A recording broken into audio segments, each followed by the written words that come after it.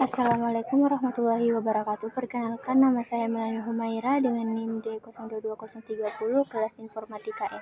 Di sini saya akan menjelaskan tentang tugas pertemuan 5. Pertama, jelaskan pentingnya etika dalam bisnis dan berikan contoh penerapan pada kasus di Indonesia.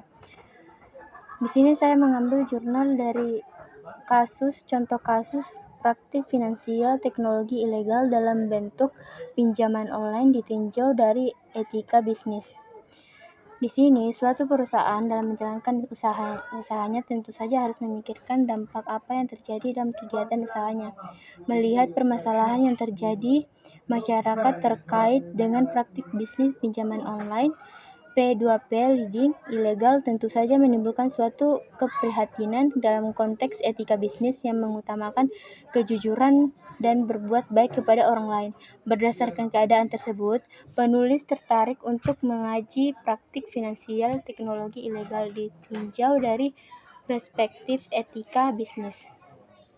Berbicara terkait dengan pinjaman online, maka tidak lepas dari perjanjian atau kontrak. Dalam pelaksanaan kontrak, tentunya para pihak harus didasarkan dengan sifat itikat baik dikarenakan terhadap perbuatan ketika akan mengadakan hubungan hukum maupun akan melaksanakan perjanjian adalah sikap mental dari seseorang. Selain itu, juga ketika kita tinjau dari teori utilitarian, tujuan hukum ialah menjamin adanya kebahagiaan sebesar-besarnya pada orang sebanyak-banyaknya. Soal kedua, jelaskan pelanggaran etika bisnis yang sering terjadi di Indonesia dan contoh kasus menurut saudara atau saksi apa yang harus diberikan. Di sini saya mengambil contoh kasus penerapan etika profesi akuntan dan kasus-kasus pelanggaran etika bisnis dalam profesi akuntan. Contoh kasusnya itu manipulasi laporan keuangan PT KI, transparansi serta kejujuran dalam pengelolaan lembaga yang merupakan salah satu derivasi amanah reformasi ternyata belum sepenuhnya dilaksanakan oleh salah satu badan usaha milik negara yakni PT Kereta Api Indonesia. Dalam laporan kinerja keuangan tahun yang diterbitkannya pada tahun 2005, ia mengumumkan bahwa keuntungan sebesar 6,90 miliar telah diraihnya. Padahal apabila dicermati, sebenarnya ia harus dinyatakan menderita kerugian sebesar 63 miliar. Kerugian ini terjadi karena PT Kereta Api Indonesia telah 3 tahun dapat menagih pajak pihak ketiga, tetapi dalam laporan keuangan itu pinjam pihak ketiga dinyatakan sebagai pendapatan, padahal berdasarkan standar akuntansi keuangan ia tidak dapat dikelompokkan dalam bentuk pendapatan atau aset. Dengan demikian, kekeliruan pencatatan transaksi atau perubahan keuangan telah terjadi di sini.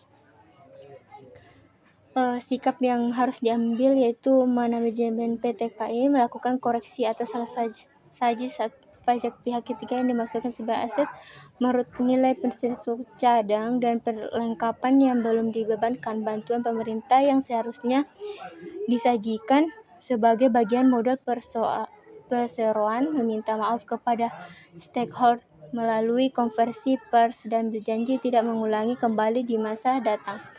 KAPS, Manan, dan rekan-rekan melakukan jasa profesional sesuai SPAM di mana tiap anggota harus memperlakukan konsisten dengan reputasi profesionalnya dengan menjauhi tindakan yang dapat mendiskreditkan profesi, melakukan koreksi atas opini yang telah dibuat, melakukan konferensi pers dengan menggunakan bahwa oknum yang melakukan kesalahan sehingga menyebabkan opini atas laporan keuangan menjadi tidak seharusnya, telah diberikan saksi dari pihak otoritas berjanji tidak mengulangi kembali kejadian yang sama di masa yang akan datang.